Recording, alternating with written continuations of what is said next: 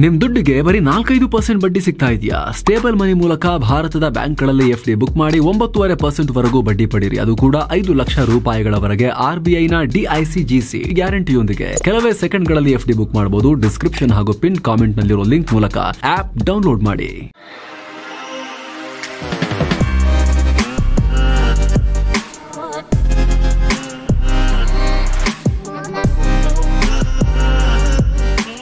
ನಮಸ್ಕಾರ ಸ್ನೇಹಿತರೆ, ದಿನದ ಎಲ್ಲಾ ಪ್ರಮುಖ ಸುದ್ದಿಯನ್ನ ನಿಮಗೆ ತಲುಪಿಸೋ mastmaga.comನ ಫುಲ್ ನ್ಯೂಸ್ಗೆ ಸ್ವಾಗತ. ನಾನು ಅಮರ್ ಪ್ರಸಾದ್.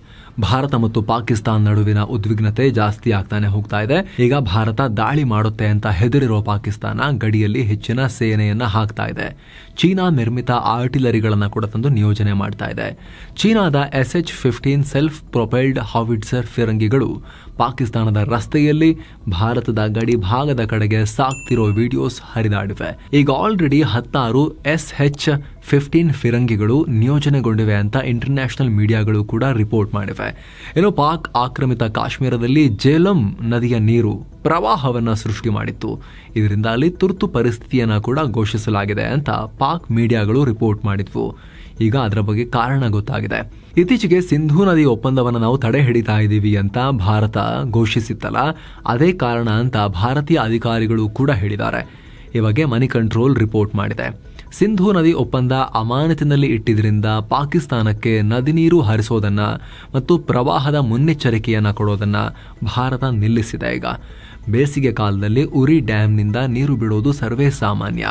ಮಂಜುಗೆಡ್ಡೆ ಕರಗಿ ಮತ್ತು ಪೂರ್ವ ಮುಂಗಾರು ಮಳೆಯಿಂದ ಶೇಖರಣೆಯಾದ ನೀರು ಬಿಡಲಾಗುತ್ತೆ. ಎಂದಿನಂತೆ ಏಪ್ರಿಲ್ 26ನೇ ತಾರೀಕು ಕೂಡ ನೀರು ಬಿಡ್ಲಾಯಿತು ಅಂತ ಅಧಿಕಾರಿಗಳು ಹೇಳಿದ್ದಾರೆ. ಮತ್ತೊಂದು ಕಡೆ ಭಾರತ ಯಾವಾಗ ನುಗ್ಗುತ್ತೋ ಅನ್ನೋ ಭಯ ಪಾಕಿಗಳನ್ನ ಕಾಡ್ತಾ ಇದೆ, ಪಾಕಿ ಸೇನೆಯನ್ನ ಕಾಡ್ತಾ ಇದೆ. ಈಗ ಪಾಕಿಸ್ತಾನ ತನ್ನ ಉಗ್ರಗಾಮಿಗಳನ್ನ ಬಂಕರ್ಗಳಿಗೆ ಮೂವ್ ಮಾಡ್ತಾ ಇದೆ. POKಯ ಗಡಿ ಭಾಗದಿಂದ ಅಂದ್ರೆ ಖೇಲ್, ಸರ್ದಿ, ದುದ್ನಿಯಾಲ್ ಸೇರಿ ಇನ್ನಿತರ ಸ್ಥಳಗಳಿಂದ ಅವ್ರನ್ನ ಬೇರೆ ಸೇಫ್ ಜಾಗಗಳಿಗೆ ಮೂವ್ ಮಾಡಲಾಗ್ತಾ ಇದೆ ಅಂತ ಇಂಟೆಲಿಜೆನ್ಸ್ ಮೂಲಗಳನ್ನ ಉಲ್ಲೇಖಿಸಿ ವರದಿ ಮಾಡಲಾಗ್ತಾ ಇದೆ. ಇನ್ನೊಂದು ಕಡೆ ದೇಶದ ಒಳಗೆ ಇಂಪಾರ್ಟೆಂಟ್ ಮೀಟಿಂಗ್ ಆಗಿದೆ. ಸಂಸತ್ ಭವನದಲ್ಲಿ parliamentary standing committee on defence ಅಂದರೆ ರಕ್ಷಣಾ ಕ್ಷೇತ್ರಕ್ಕೆ ಸಂಬಂಧಪಟ್ಟ ಸಂಸದೀಯ ಸ್ಥಾಯಿ ಸಮಿತಿ ಮೀಟಿಂಗ್ ನಡೆಸಿದೆ. ಇದರಲ್ಲಿ ವಿಪಕ್ಷ ನಾಯಕ ರಾಹುಲ್ ಗಾಂಧಿ ಕೂಡ ಪಾಲ್ಗೊಂಡಿದ್ದಾರೆ.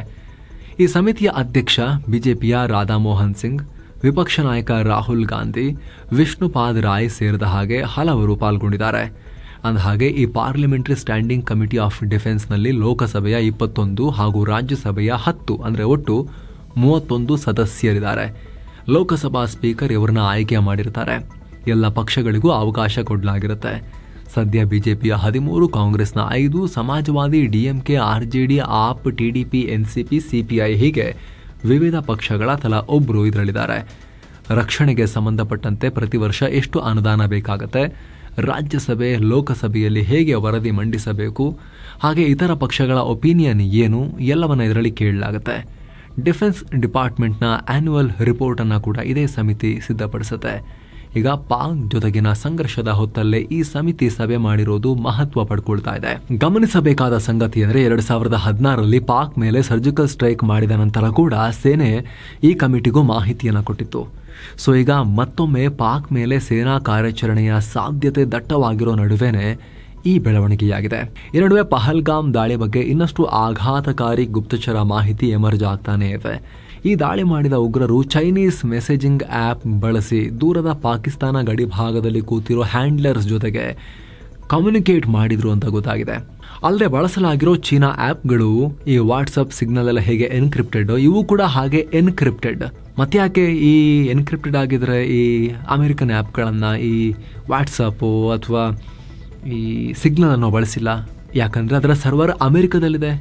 ಎನ್ಕ್ರಿಪ್ಟೆಡ್ ಅಂತ ಇದ್ದಾಗ ಸರ್ವರ್ ಎಲ್ಲೇ ಇದ್ರೂ ಕೂಡ ಫೇಸ್ಬುಕ್ಗೂ ನೋಡೋಕ್ಕಾಗಲ್ಲ, ಸಿಗ್ನಲ್ಗೂ ಆ ಕಂಪನಿಯವ್ರಿಗೂ ನೋಡೋಕ್ಕಾಗಲ್ಲ. ಆದರೂ ಕೂಡ ಡೌಟ್ ಇವರಿಗೆ ಅಮೆರಿಕದಲ್ಲಿದೆಯಲ್ಲ ಸರ್ವರ್ ಅಂತ. ಹಾಗಾಗಿ ಚೀನಾ ಆ್ಯಪ್ಗಳನ್ನು ಬಳಸಿದ್ದಾರೆ. ಅವುಗಳಿಂದ ಮಾಹಿತಿ ಪಡೆಯೋದು ಬಹಳ ಕಷ್ಟ ಆಗುತ್ತೆ. ಈಗ 2020ರ ಗಲ್ವಾನ್ ಸಂಘರ್ಷ ನಂತರ ಈ ಆ್ಯಪ್ಗಳನ್ನು ಭಾರತದಲ್ಲಿ ಬ್ಯಾನ್ ಕೂಡ ಮಾಡಲಾಗಿದೆ ಅಂತ ಗುಪ್ತಚರ ಮೂಲಗಳನ್ನು ಉಲ್ಲೇಖಿಸಿ ರಿಪೋರ್ಟ್ ಮಾಡಲಾಗ್ತಾ ಇದೆ. ಏನೋ ಪಹಲ್ಗಾಮ್ ಉಗ್ರ ದಾಳಿಯ ಮತ್ತೊಂದು ವಿಡಿಯೋ ಕೂಡ ಹೊರಬಿದ್ದಿದೆ. ಉಗ್ರರ ಗುಂಡಿನ ದಾಳಿಯಿಂದ ಭಯಭೀತಗೊಂಡ ಜನರು ಓಡ್ ಬಂದು ಗುಂಪಾಗಿ ನಿಂತಿರೋದು ವಿಡಿಯೋದಲ್ಲಿ ಕ್ಯಾಪ್ಚರ್ ಆಗಿದೆ. ಇದರಲ್ಲಿ ಮಹಿಳೆಯರು, ಮಕ್ಕಳು ಕೂಡ ಇದ್ದಾರೆ. ಬ್ಯಾಕ್ಗ್ರೌಂಡ್ನಲ್ಲಿ ಗುಂಡಿನ ಸದ್ದು ಕೂಡ ಕೇಳಿಸಿದೆ. ಆ ಕೇಬಲ್ ಕಾರಲ್ಲಿ ಹೋಗ್ತಿರ್ಬೇಕಾದ್ರೆ ಅವ್ರು ಮಾಡ್ಕೊಂಡಿರೋ ಸೆಲ್ಫಿ ವಿಡಿಯೋ ಇದು. ಅವರನ್ನು ಕ್ಯಾಪ್ಚರ್ ಮಾಡ್ಕೊಳ್ಳೋಕ್ಕೆ ಅವರು ಹೋಗೋದನ್ನು ಕೇಬಲ್ ಕಾರಲ್ಲಿ. ಅವ್ರಿಗೆ ಗೊತ್ತಿಲ್ಲ ಆ ಮನುಷ್ಯನಿಗೆ ಏನಾಗ್ತಿದೆ ಅಂತ ಗೊತ್ತಿಲ್ಲ. ಬಟ್ ಆ ಕಡೆ ಅವರ ಬ್ಯಾಕ್ಗ್ರೌಂಡ್ನಲ್ಲಿ ಜನ ಓಡ್ತಿರೋದು, ಗುಂಡಿನ ಸದ್ದು ಎಲ್ಲ ಕ್ಯಾಪ್ಚರ್ ಆಗಿದೆ. ಕೆಲವರು ಓಡೋಕೆ ಹೋಗಿ ಕೆಳಗೆ ಬೀಳ್ತಿರೋದು ಎಲ್ಲ ರೆಕಾರ್ಡ್ ಆಗಿದೆ. ಮತ್ತೊಂದು ಕಡೆ UPಯಲ್ಲಿ ಆರ್ಮಿ ಯೂನಿಫಾರ್ಮ್ಗಳನ್ನು ತಯಾರಿಸೋದು ಮತ್ತು ಮಾರಾಟ ಮಾಡೋದನ್ನು ಕೆಲ ಕಡೆ ಅಧಿಕಾರಿಗಳು ಬ್ಯಾನ್ ಮಾಡಿದ್ದಾರೆ. ಅಂದರೆ ಜನರಿಗೆ ಈ ರೀತಿ ಫೇಕ್ ಯೂನಿಫಾರ್ಮ್ಗಳನ್ನು ಮಾರೋದನ್ನು ಬ್ಯಾನ್ ಮಾಡಿದ್ದಾರೆ. ಜಮ್ಮು ಕಾಶ್ಮೀರದ ಶ್ರೀನಗರ, ಕಿಶ್ತವಾರ, ಸಾಂಬಾತ, UPಯ ಆಗ್ರಾ, ಉತ್ತರಾಖಂಡ್ನ ಡೆಹ್ರಾಡೂನ್, ಪಂಜಾಬ್ನ ಪಠಾಣ್ಕೋಟ್, ಗುರುದಾಸ್ಪುರ ಹಾಗೂ ಜಾರ್ಖಂಡ್ಗಳಲ್ಲಿ ಈ ಬ್ಯಾನ್ ಹೇರಲಾಗಿದೆ. ದೇಶ ವಿರೋಧಿ ಕೃತ್ಯಗಳಲ್ಲಿ ಭಾಗಿಯಾಗುವಂಥ ದುಷ್ಟರು ಈ ಯೂನಿಫಾರ್ಮ್ ಅನ್ನು ಮಿಸ್ಯೂಸ್ ಮಾಡಿಕೊಳ್ತಿದ್ದಾರೆ ಅನ್ನೋ ಕಾರಣಕ್ಕೋಸ್ಕರ ಈ ಕ್ರಮ ಕೈಗೊಳ್ಳಲಾಗಿದೆ. ಏನೋ ಕಾಶ್ಮೀರ ದಾಳಿ ಬಳಿಕ ಅಲ್ಪಾವಧಿ ವೀಸಾ ಹೊಂದಿದ್ದ 4 ಪಾಕ್ ಪ್ರಜೆಗಳನ್ನು ರಾಜ್ಯದಿಂದ ಗಡೀಪಾರು ಮಾಡಲಾಗಿದೆ.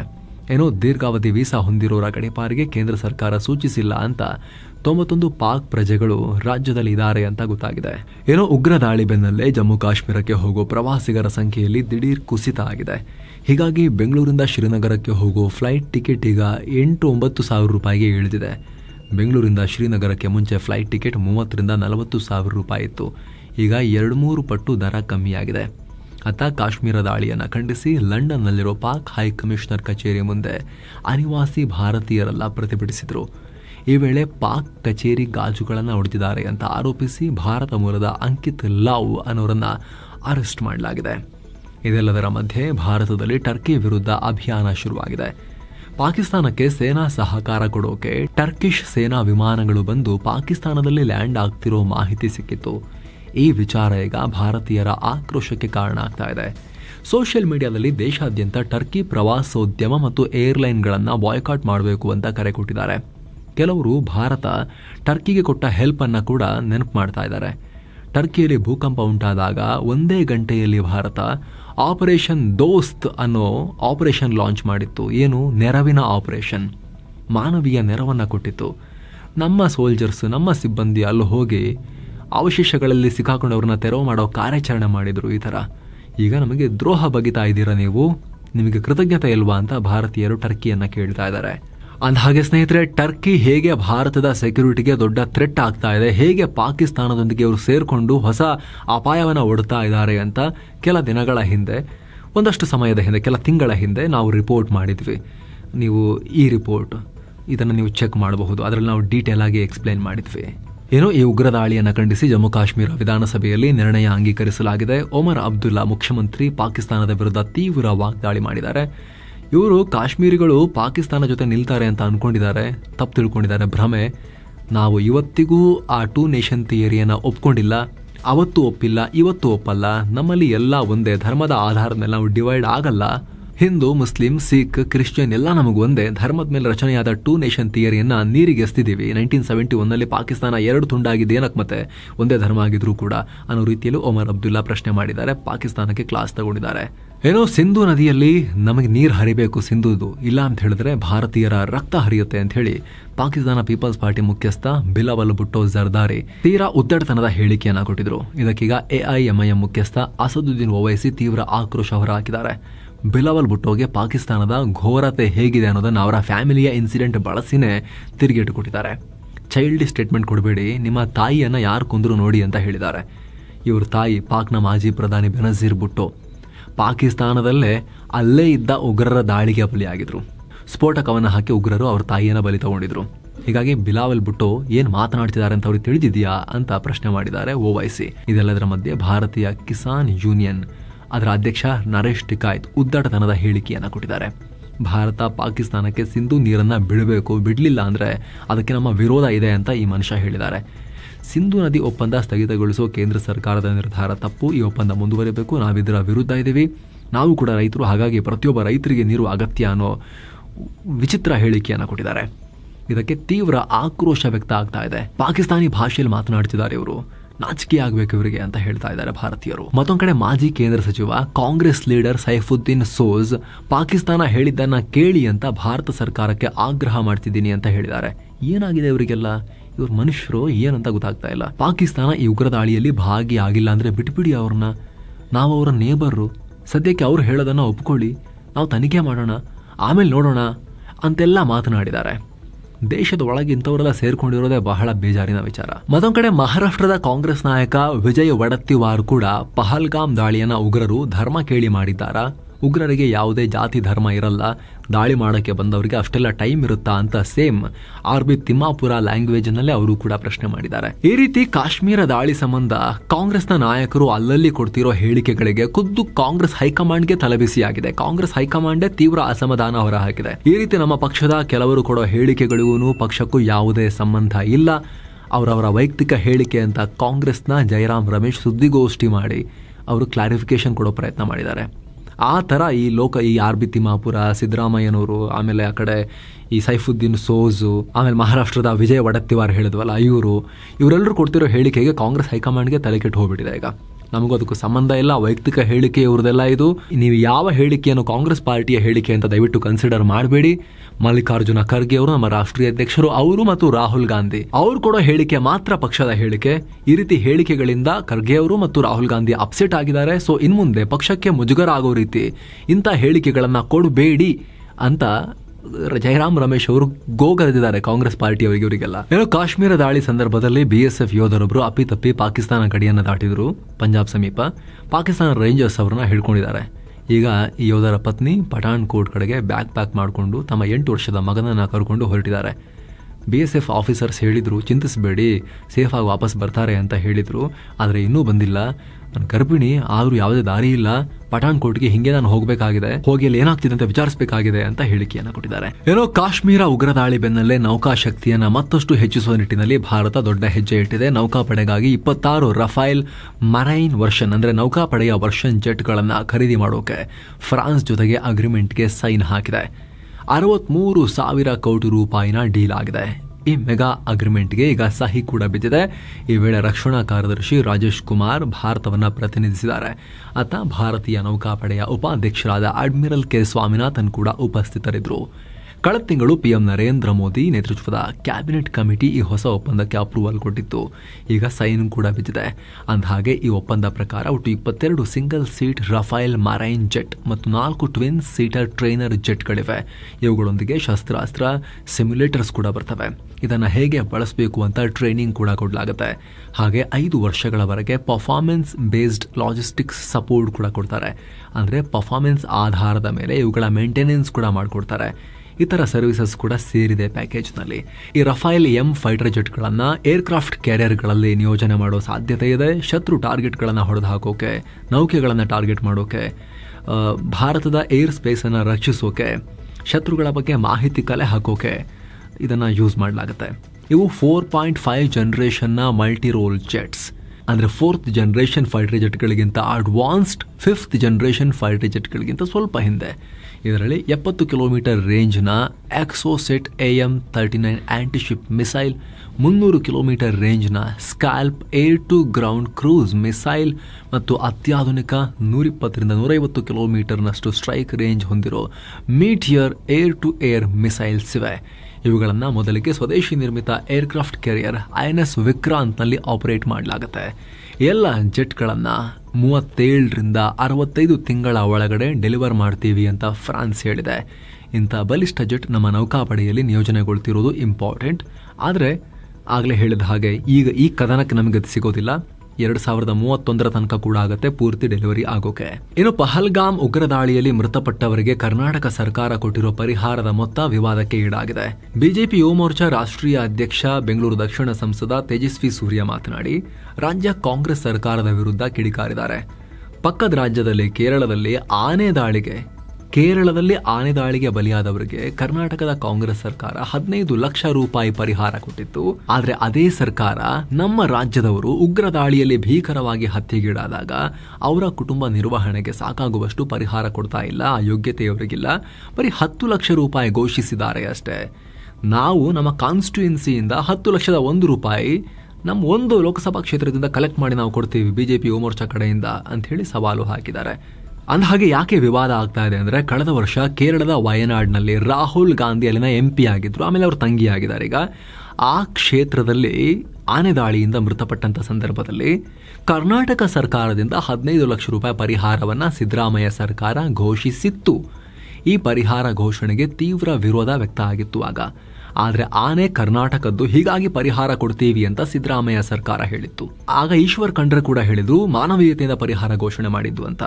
ಆ ಸಂದರ್ಭದಲ್ಲಿ ಈಶ್ವರ್ ಖಂಡ್ರೆ ರಾಹುಲ್ ಗಾಂಧಿ ಅವರಿಗೆ ಬರೆದಿರೋ ಪತ್ರ, ಅಂದ್ರೆ ನಿಮ್ಮ ಸಲಹೆ ಮೇರೆಗೆ ನಾವು ಘೋಷಣೆ ಮಾಡಿದೀವಿ ನೋಡಿ ನಿಮ್ಮ ಕ್ಷೇತ್ರದಲ್ಲಿ 15 ಲಕ್ಷ ರೂಪಾಯಿ ಪರಿಹಾರವನ್ನ ಅಂತ ಅವರು ಬರೆದಿರೋದು ಕೂಡ ವೈರಲ್ ಆಗಿತ್ತು. ಆಗ ಬಹಳ ಅದು ವಿವಾದ ಜಾಸ್ತಿ ಆಗ್ತಿದ್ದ ಹಾಗೆ ಈಶ್ವರ್ ಖಂಡ್ರೆ ಹೌದು ನಾವು ದುಡ್ಡು ಆಫರ್ ಮಾಡಿದ್ವಿ, ಆದ್ರೆ ಕುಟುಂಬ ಬೇಡ ಅಂತ ಹೇಳಿದೆ ದುಡ್ಡು ಅಂತ ಹೇಳಿದ್ರು. ಆದ್ರೆ ನಿಜವಾಗ್ಲೂ ಇವ್ರು ಕೊಟ್ಟಿರೋ ಪರಿಹಾರ ಅಲ್ಲಿಗೆ ತಲುಪಿತಾ ಇಲ್ವಾ ಅದ್ರ ಬಗ್ಗೆ ಅಪ್ಡೇಟ್ ಇಲ್ಲ. ಆಮೇಲೆ ಇದು ಒಂದಾಯ್ತು. ಅದಾದ್ಮೇಲೆ ವಯನಾಡಲ್ಲಿ ಲ್ಯಾಂಡ್ ಸ್ಲೈಡ್ ಆದಾಗ, ಭೂಕುಸಿತ ಆದಾಗ್ಲೂ ಕೂಡ ಕರ್ನಾಟಕದ ಸಿದ್ದರಾಮಯ್ಯ ಸರ್ಕಾರ ಏನ್ ಮಾಡಿತ್ತು ಅಂದ್ರೆ ವಯನಾಡಿನಲ್ಲಿ ರಾಹುಲ್ ಗಾಂಧಿ ಅವರ ಕ್ಷೇತ್ರ, ಅದಾದ್ಮೇಲೆ ಪ್ರಿಯಾಂಕಾ ಗಾಂಧಿ ಅವರ ಕ್ಷೇತ್ರ, ಅಲ್ಲಿ ಕರ್ನಾಟಕ ಸರ್ಕಾರದ ಕಡೆಯಿಂದ 100 ಮನೆಗಳನ್ನು ನಾವು ಕಟ್ಕೊಡ್ತೀವಿ ಅಂತ ಸಿದ್ದರಾಮಯ್ಯ ಸರ್ಕಾರ ಹೇಳಿತ್ತು. ಅದು ಕೂಡ ವಿವಾದ ಆಗಿತ್ತು. ಅದಾದ್ಮೇಲೆ ಕೇರಳ ಸರ್ಕಾರ ಇವ್ರು ಮನೆ ಕಟ್ಕೊಡೋಕೆ ಸೂಕ್ತ ವ್ಯವಸ್ಥೆಗಳನ್ನೆಲ್ಲ ಮಾಡಿಕೊಟ್ಟಿಲ್ಲ ಅಂತ, ಏನ್ರಿ ನೀವು, ನಾವು 100 ಮನೆಗಳನ್ನ ಕಟ್ಕೊಡೋಕೆ ನಾವು ಮುಂದಾಗಿದ್ದೀವಿ, ಆದ್ರೆ ಇನ್ನೂ ಕೂಡ ಅದಕ್ಕೆ ಬೇಕಾದ ಒಂದಷ್ಟು ವ್ಯವಸ್ಥೆಗಳನ್ನ ನಿಮ್ಮ ಸರ್ಕಾರ ಮಾಡ್ಕೊಳ್ತಿಲ್ಲ ಅಂತ ಮುಖ್ಯಮಂತ್ರಿ ಸಿದ್ದರಾಮಯ್ಯ ಅವರ ಅಫಿಷಿಯಲ್ ಲೆಟರ್ ಹೆಡ್ನಲ್ಲಿ ಕೇರಳ ಮುಖ್ಯಮಂತ್ರಿಗೆ ಪತ್ರವನ್ನು ಬರೆದಿದ್ರು. ನೆನಪು ಮಾಡೋಕ್ಕೆ, ವಯನಾಡಲ್ಲಿ ನಾವು 100 ಮನೆ ಕಟ್ಕೊಡ್ಬೇಕು, ನೀವು ಅದಕ್ಕೆ ವ್ಯವಸ್ಥೆ ಮಾಡ್ಕೊಡ್ತಿಲ್ಲ, ಕರೆಕ್ಟಾಗಿ ಕ್ಲಿಯರೆನ್ಸ್ ಎಲ್ಲ ಮಾಡ್ಕೊಡ್ತಿಲ್ಲ ಅಂತ ಹೇಳಿ. ಅದು ಕೂಡ ಈಗೆಲ್ಲ ಚರ್ಚೆ ಆಗ್ತಾ ಇದೆ ಬಹಳ. ಸಿಎಂ ಸಿದ್ದರಾಮಯ್ಯ ಕರ್ತವ್ಯದಲ್ಲಿದ್ದ ಯೂನಿಫಾರ್ಮ್ನಲ್ಲಿದ್ದ ಪೊಲೀಸ್ ಆಫೀಸರ್ ಒಬ್ಬರಿಗೆ, IPS ಆಫೀಸರ್ ಒಬ್ಬರಿಗೆ ಗದರಿ ಹೊಡೆಯೋ ರೀತಿ ಕೈ ಹಿಂಗೆತ್ತಿರೋದು ವೈರಲ್ ಆಗಿದೆ. ಬೆಳಗಾವಿಯಲ್ಲಿ ಘಟನೆಯಾಗಿದೆ. ಬೆಲೆ ಏರಿಕೆ ಖಂಡಿಸಿ ಕೇಂದ್ರ ಸರ್ಕಾರದ ವಿರುದ್ಧ ಪ್ರತಿಭಟನೆ ಮಾಡ್ತೀವಿ ಅಂತ ಕಾಂಗ್ರೆಸ್ ಒಂದು ಪ್ರೋಗ್ರಾಮ್ ಇಟ್ಕೊಂಡಿತ್ತು. ಇದಕ್ಕೆ ಸಿಎಂ ಕೂಡ ಹೋಗಿ ಪಾಲ್ಗೊಂಡಿದ್ರು. ಈ ಕಾಂಗ್ರೆಸ್ ಪ್ರತಿಭಟನೆ ಖಂಡಿಸಿ ಬಿಜೆಪಿಯವರು ಕೂಡ ಮಹಿಳಾ ಮೋರ್ಚಾದವರಂತೆ ಘೋಷಣೆಗಳನ್ನು ಕೂಗ್ತಾ ಇದ್ರು, ಪ್ರತಿಭಟಿಸ್ತಾ ಇದ್ರು. ಈ ವೇಳೆ ಸಿಎಂ ಸಿದ್ದರಾಮಯ್ಯ ಭಾಷಣ ಮಾಡುತ್ತಿದ್ದ ವೇದಿಕೆ ಕಡೆಗೆ ಬಿಜೆಪಿ ಕಾರ್ಯಕರ್ತರು ನುಗ್ಗೋಕೆ ಪ್ರಯತ್ನ ಪಟ್ಟಿದ್ದಾರೆ. ಆ ಸಂದರ್ಭದಲ್ಲಿ ಸಿದ್ದರಾಮಯ್ಯ ಏಕವಚನದಲ್ಲಿ ಯಾವನವನೋ ಬಾರ ಇಲ್ಲಿ ಅಂತೆಲ್ಲ ಕರೆದಿದ್ದಾರೆ.